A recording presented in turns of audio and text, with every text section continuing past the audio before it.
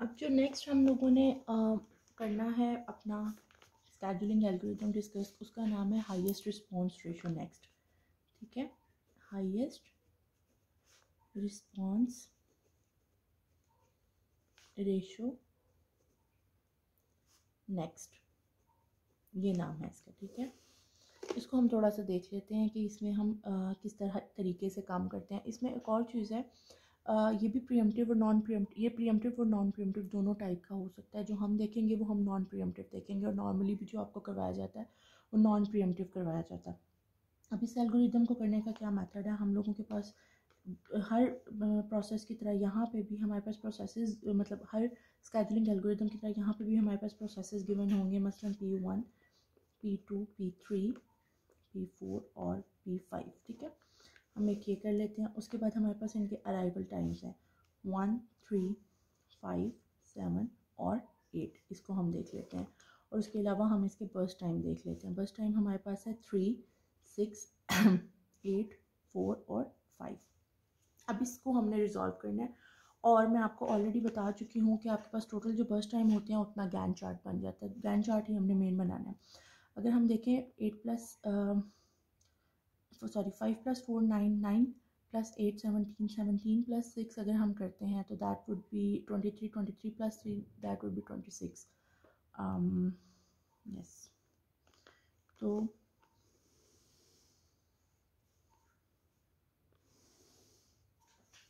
0, मैं ऐसा कर लेती हूँ, जहाँ से मैंने बनाने हैं मैं उस तरह से शुरू करती हूँ, मैं बजाय इस तरह पूरा बनाने के मैं एक ही दफ़ा प्रोसेस पे लिख देती हूँ। अच्छा, 0 से अगर मैं स्टार्ट करती हूँ तो क्या मेरे पास कोई ज़ीरो अराइवल टाइम है? नहीं। 1 है, हाँ जी 1 है। तो 0 से जो 1 है ये मेरा इडल होगा, यानी कि मेरा CPU कोई काम नहीं कर रहा। 1 पे मेरे पास क्या आता है? P1 आता है, और ये कब तक चल रहा है? ये 3 तक चल रहा है। तो ये मैंने 3 तक चलाया अपना P1। ठीक है, क्योंकि ये नॉन प्रीएम्प्टिव है तो ऑब्वियसली हम इसको रोक नहीं सकते तब तक। तो 3 तक मेरे पास क्या चल गया? P1 चल गया। अच्छा, सॉरी, ये 3 तक चलना था तो 1 से लेके चलाना था ना, तो ये 4 तक चल गया। ये 4 तक हमारा P1 चल गया। उसके बाद हमारे पास किसका अराइवल हुआ है? हमारे पास अराइवल हुआ है 4 तक सिर्फ P2 का, उसके अलावा भी बाकी सारे प्रोसेसेस अराइव नहीं हुए हुए। तो अगर हमारे पास अभी प्रोसेस कोई अराइव नहीं हुआ तो मैं क्या करूँगी? मैं P2 को एग्जीक्यूट कर दूँगी। P2 को एग्जीक्यूट करूँगी, इसका बर्स्ट टाइम क्या है? 6। तो 4 + 6 दैट वुड बी 10। तो मेरा P2 कहाँ तक एग्जीक्यूट हो गया? 10 तक। उसके बाद 10 पे आती हूँ तो मेरे पास P3 भी आ गया, P7 भी आ गया, और P3 भी आ गया, P4 भी आ गया और P5 भी आ गया है। अब ऐसी सिचुएशन में यहाँ मैंने क्या करना है? हमारे पास हाईएस्ट रिस्पांस रेशियो में हम लोग क्या करते हैं? हम कैलकुलेशन परफॉर्म करते हैं। मसलन अब ये डिफरेंट केसेस हो सकते हैं, मतलब डिफरेंट कैलकुलेशंस हमें परफॉर्म करनी पड़ सकती हैं। तो मैं यहाँ पे पहली दफ़ा के लिए केस 1 लिख रही हूँ। पहले मैं करती हूँ इसको चेक प्रोसेस 3 के लिए। ठीक है, रिस्पांस रेशियो फॉर 3। अब इसका तरीका क्या? इसका तरीका ये है कि आपने जिस जिस टाइम पीरियड पे आप करंट खड़े हैं, जैसे आप 10 पे आप खड़े हैं तो 10, ठीक है, माइनस, इसमें से आपने माइनस क्या करना है? इसमें से आपने माइनस करना है जो उसका अराइवल टाइम है।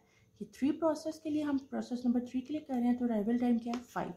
हम इसमें से क्या कर देंगे? -5। ठीक है, करंट टाइम में से हम अराइवल टाइम माइनस करेंगे। उसके बाद हम क्या ऐड करेंगे इसमें?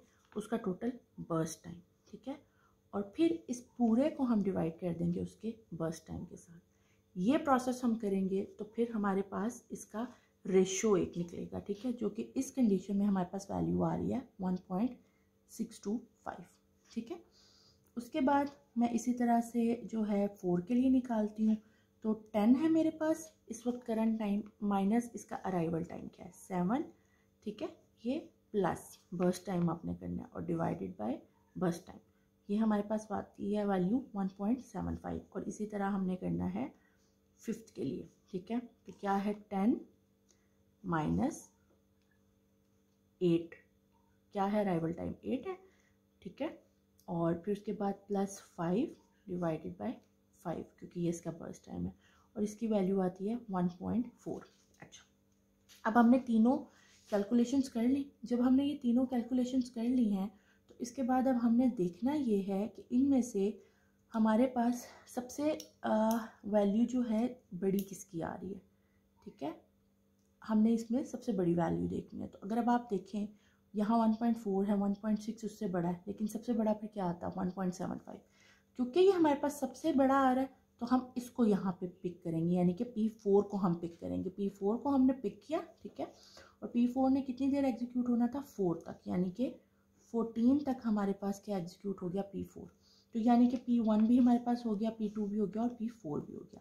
अब हमारे पास P3 और P5 दोनों है, इन दोनों में से हमने सेलेक्ट करना है। तो हम क्या करेंगे, हम दोबारा से अब हम केस 2 लिखेंगे, ठीक है, और हम क्या करते हैं, हम RR3 यानी कि रिस्पॉन्स रेशो फॉर 3 के लिए दोबारा से निकालते हैं। अब हमारा करंट टाइम क्या है 14, ठीक है, 14 में से माइनस क्या हमने करना है, जो कि 3 का अराइवल टाइम है 5, ठीक है, प्लस उसका बर्स्ट टाइम डिवाइडेड बाय उसका बर्स्ट टाइम। तो ये हमारे पास वैल्यू आती है 2.12, ठीक है। और इसी तरह से हम रिस्पॉन्स रेशो निकालेंगे 5th के लिए, ठीक है। तो अब हमारे पास क्या आया 14 है हमारे पास करंट टाइम, ठीक है, माइनस उसमें से कर देंगे इसका arrival time -8 plus 5 divided by 5 उसका बर्स्ट टाइम। तो ये हमारे पास आया 2.2। अब इन दोनों में से आपके ख्याल में बड़ी वैल्यू कौन सी है? ऑब्वियसली 2.2 बड़ी वैल्यू है, ठीक है। तो हम जो है प्रोसेस 5 को यहाँ पे प्लेस कर देंगे, ठीक है। प्रोसेस 5 हमारे पास कहाँ तक चलना है, 5 बर्स्ट टाइम है उसका, तो 14 + 5 दैट वुड बी 19। लास्ट हमारे पास बचा ही एक प्रोसेस P3, तो हम क्या करेंगे, हम P3 को यहाँ पे स्केड्यूल कर देंगे और इसका टोटल बर्स्ट टाइम कितना 8 है, तो इसको हम कर देंगे 27। ये आप लोगों का स्केड्यूलिंग हो गई है हाईएस्ट रिस्पॉन्स रेशियो के एल्गोरिदम के according. Thank you so much, hope that it has help you. और इसके बाद जो है हम लोग अब शॉर्टेस्ट जॉब फर्स्ट करेंगे।